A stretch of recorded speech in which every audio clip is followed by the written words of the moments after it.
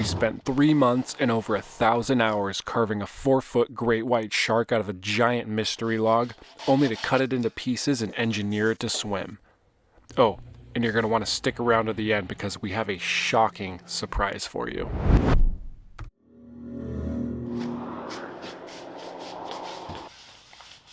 This sculpture started out like every other sculpture you've seen me carve, using my template and carving to the lines. The one big difference is I have a wildly different plan for the ending of this piece. You see, I recently stumbled across Sylvain Gautier's Instagram and I was instantly mesmerized by his moving whale sculpture. I knew I wanted to do something just like this, only on a much larger scale. Now, I'm no engineer and definitely not smart enough to figure out all the mechanics on this one, but luckily I have a guy for that. My initial call to Travis went something like this. Travis, I want to do this, but with a 4-foot great white shark. Do you think we can pull this off? Yeah, I'll be there on Monday. So with Travis's approval, I got back to work and started roughing out this shark.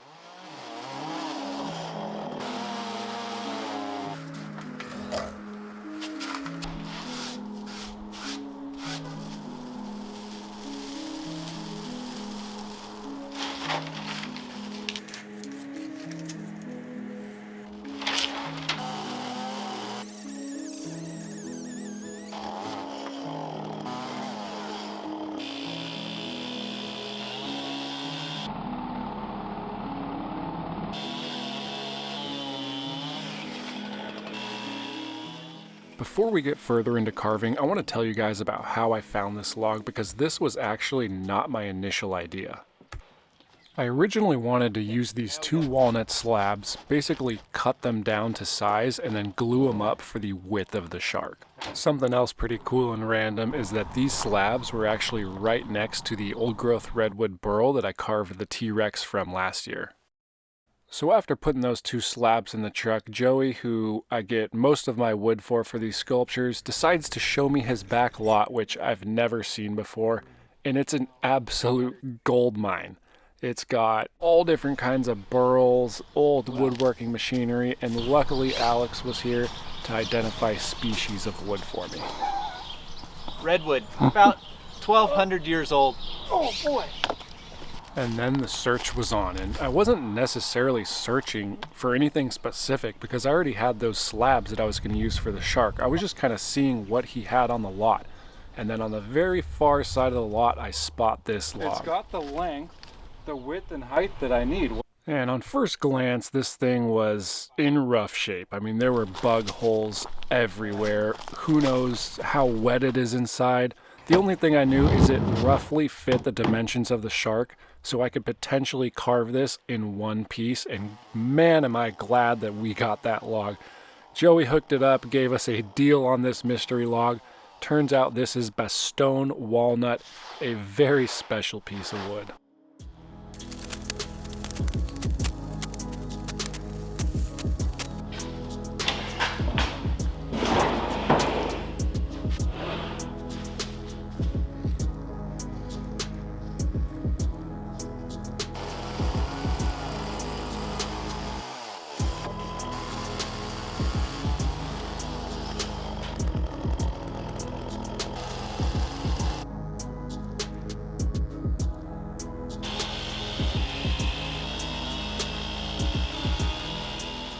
This sculpture would not be possible without the mastermind himself, Travis from Locomotion Creations.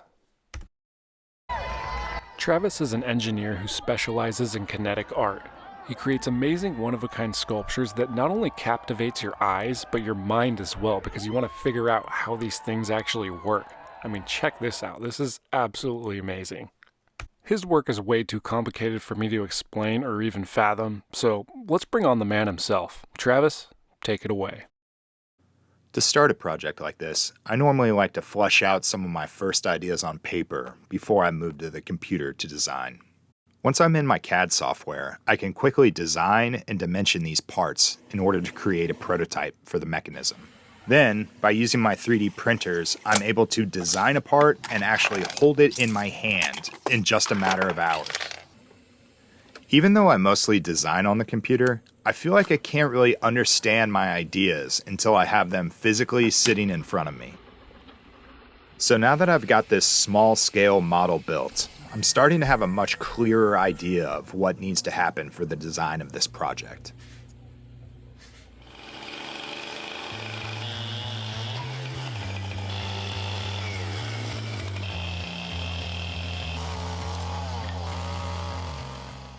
At this point in the carving, all I'm trying to do is come as close to those reference lines as possible without actually touching them. So it's all just slight material removal, little by little, whittling down this giant log into a smaller log that looks a little bit more like a shark.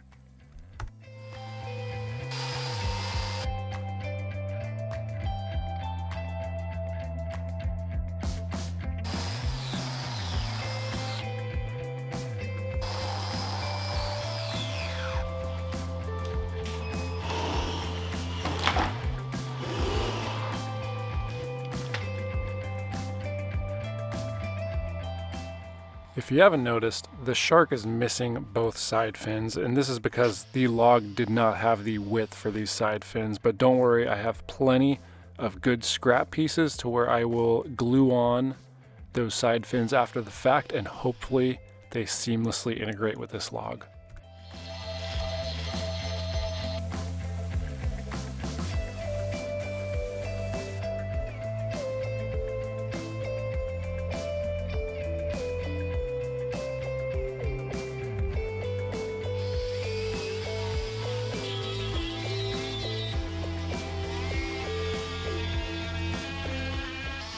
Carving the mouth out was definitely the hardest part of this sculpture. I basically needed like an angled burr to really get an angle to where the bottom lip wouldn't interfere with my tool. So I tried all sorts of tools. This little ball gouge actually worked really good because that could somewhat get underneath that lip, but it was really just a lot of trial and error, and I couldn't get it as deep as I really wanted, but I think this is going to work out just fine.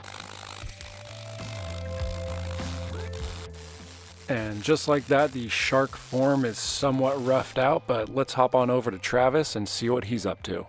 So my audio didn't really record here, but this is basically what happened. I called him and he said, "Hey dude, check this out." And I was absolutely blown away. This motion was so fluid. Check this thing out.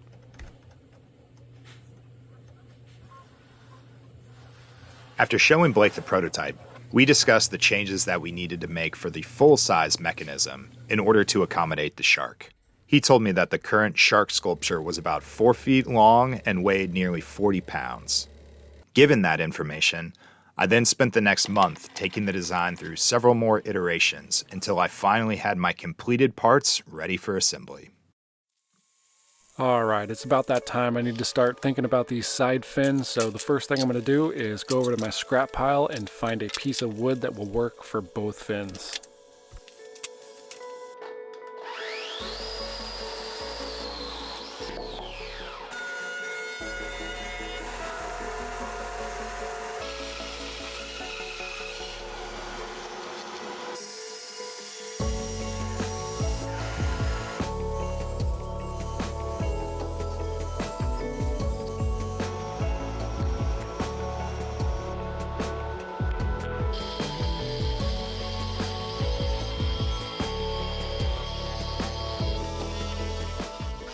Now before I can glue on these fins, I need to take care of all these bug holes, and this is the only section of the shark that has them.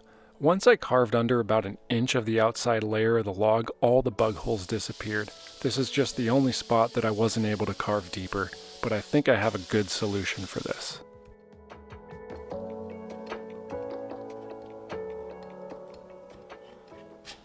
I know what you guys are thinking.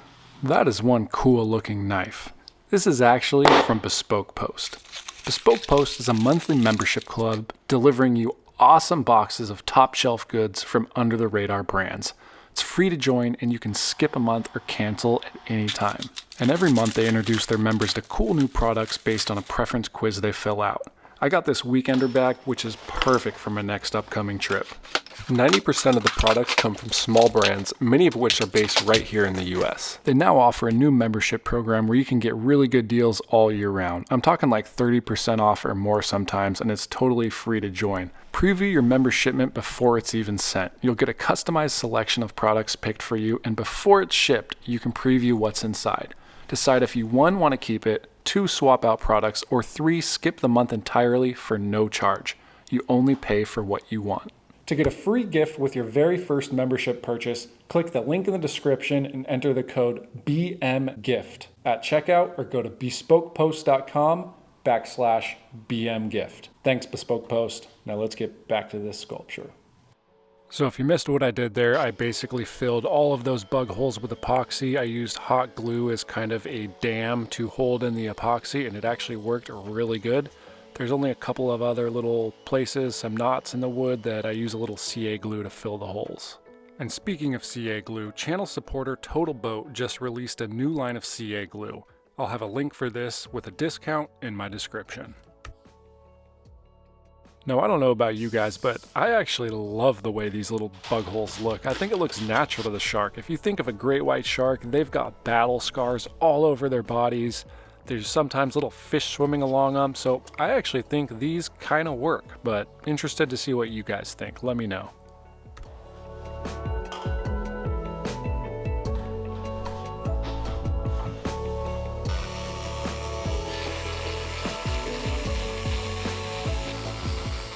Fins are on and looking good. Now let's go head over to Travis and see what he's up to. One of the design constraints with this project is that the mechanism involved needs to not just support the weight of the shark, but also be highly adjustable. That way, once Blake and I are together, we can make adjustments as needed to install the shark and also tune it to get the movement just the way that we want. To do this, I chose a combination of brass rods and bearings that can be trimmed to length and also spaced out in order to give us the flexibility that we need. Once those were ready, I did a rough layout of our mechanism in order to verify that it matched our plans. And with that, let's see what Blake's up to. Man, am I glad that I have the carving portion of this collaboration, because what Travis is doing, it is just over my head. I can't even come to grips with how he's figuring all these things out. Now, all I'm going to do is carve out these gills and kind of start working on the details of the great white.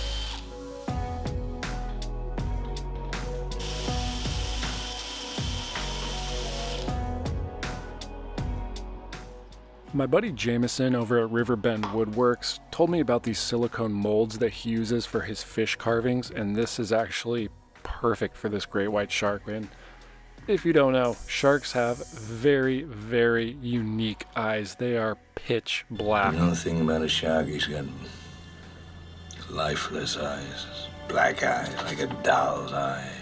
I made a couple different sizes just to see which one would be the best fit. And luckily, one of them fit absolutely perfect. All right, let's head over to Travis and see what he's up to. Now, one thing you should know about me is I'm a sucker for brass. So when Blake told me he discovered his mystery log was in fact Bastogne walnut, I knew exactly what needed to be done, as walnut and brass is such a beautiful material combination. Using my CNC, I cut out pattern inlays from sheets of brass. When you're working on a project with Blake, there's no way to possibly outshine him. But I did think maybe I could just outshine him. So after a few more days spent polishing brass, our final parts were finally ready. I don't really know what he was doing back there. I had to squint my eyes that entire time. That was pretty shiny. Anywho, I'm gonna start making some teeth.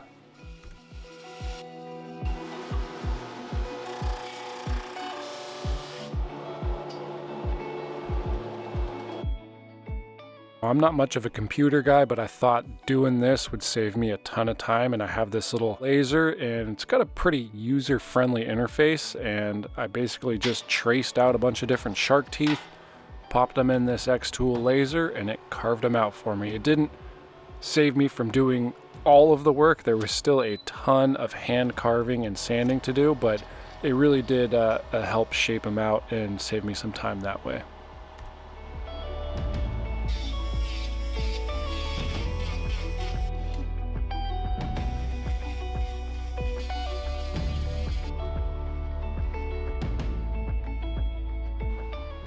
This might seem like a tedious task, but small details like this are some of my favorite parts to do on these sculptures. I love watching the transformation with every added tooth and every added little detail along the way.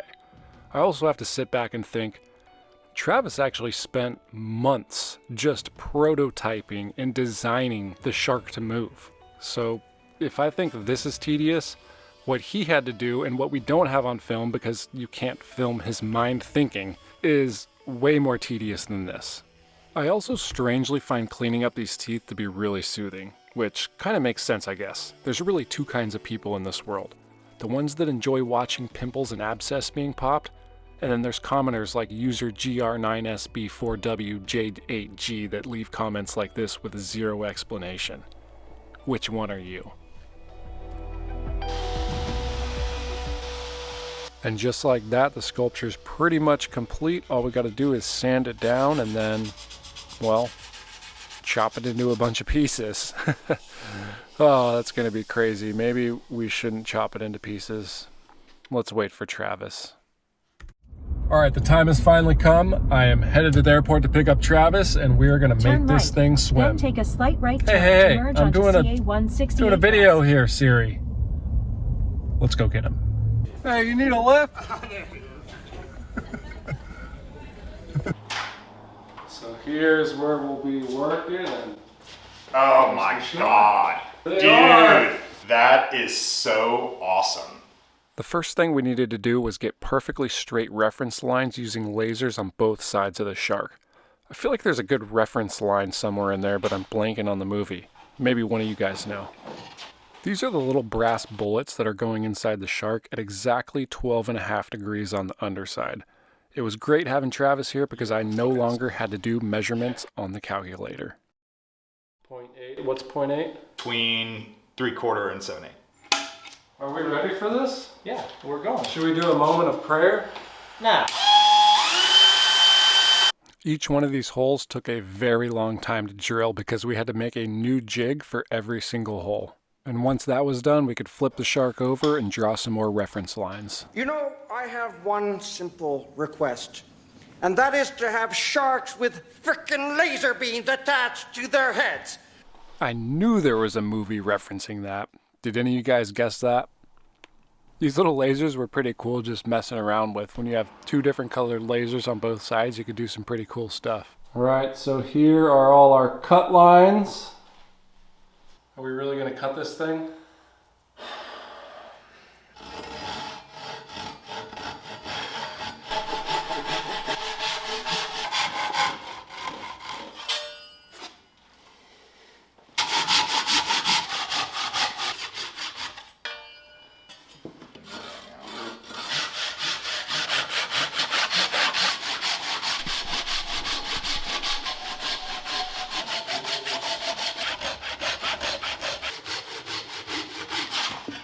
Woo!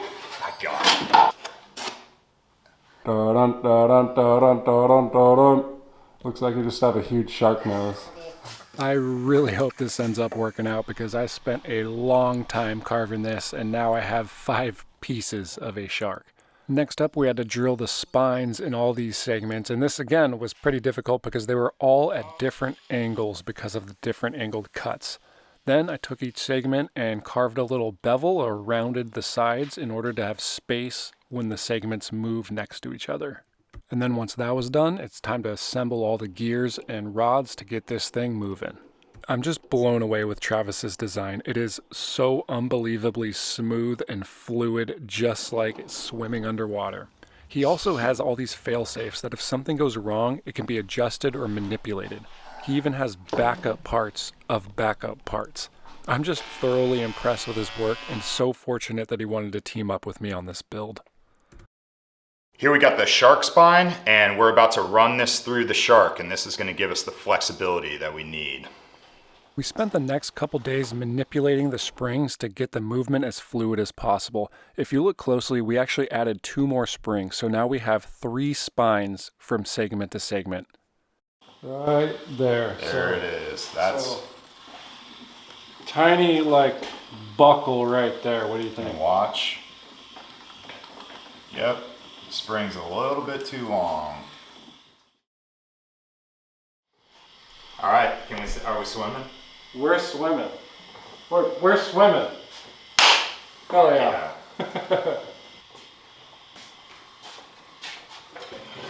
Seriously, it only gets better from here. I just love like the fluidness of it. Once we were happy with the motion, Travis pimped out all his gears and components with brass inlays. And speaking of parts, we have the exact number of parts that it took to create this thing.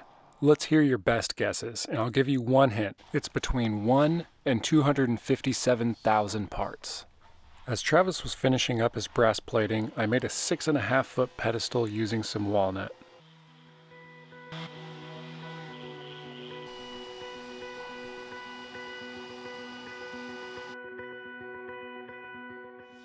Now the only thing left to do is put finish on this shark and watch this Bastogne walnut burl pop. I love these colors. This is not a commissioned sculpture, so we're looking into places or people to reach out to that may be interested. If you guys have any contacts from aquariums, children museums, or even individuals that may be interested, please let us know down in the comments. All right, I'm gonna be doing something I've never done before. After I reveal this sculpture with all the lighting and background and everything, I'm gonna show you guys raw footage of this just in my shop, because nowadays there's so many lights and backgrounds and edits that people could do to enhance things, and this, just seeing unedited in the shop, is gonna shock you.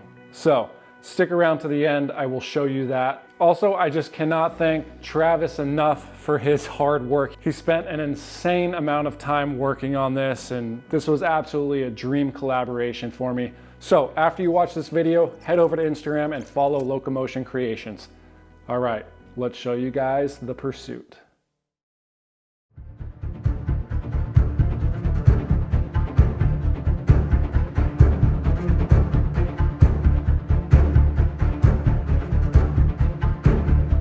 Job well done. Amen. Why is it called the pursuit, though? I mean, what's it pursuing? Hold my beer. This'll do. We decided that this sculpture needed a little something extra to top it off. And there was a point earlier in this video where we accidentally showed it. Let's see if you can find it. And after 3 months and over 1,000 hours of work later, we are honored to show you guys the pursuit.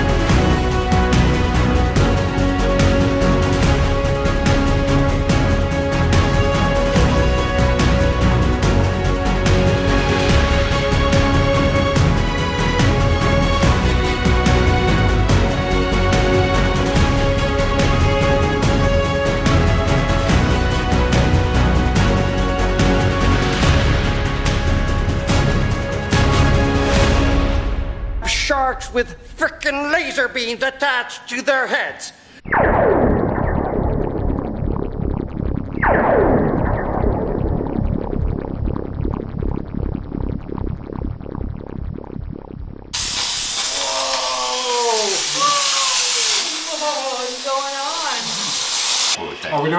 pictures? I was just doing, I don't know, high five? And then we'll walk away. Let's do it again. Okay, as promised, here's the unedited video of this piece, and I really wanted to show you guys what this looks like. Just no lighting besides shop lighting.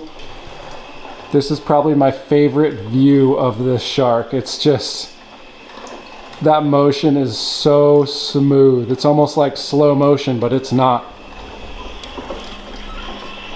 This is a big piece. This is over 6.5 feet long. And I will get this on a tripod so you can see not only the size, but it looks like it's in slow motion. It's not until you get someone behind it until you realize that this wasn't in slow motion. This is just so fluid, it appears that way. Anyways, I hope you guys like this natural shop shots. If you want me to do this with every sculpture, let me know. And if you haven't already, please consider subscribing. All right, that's the end of this one.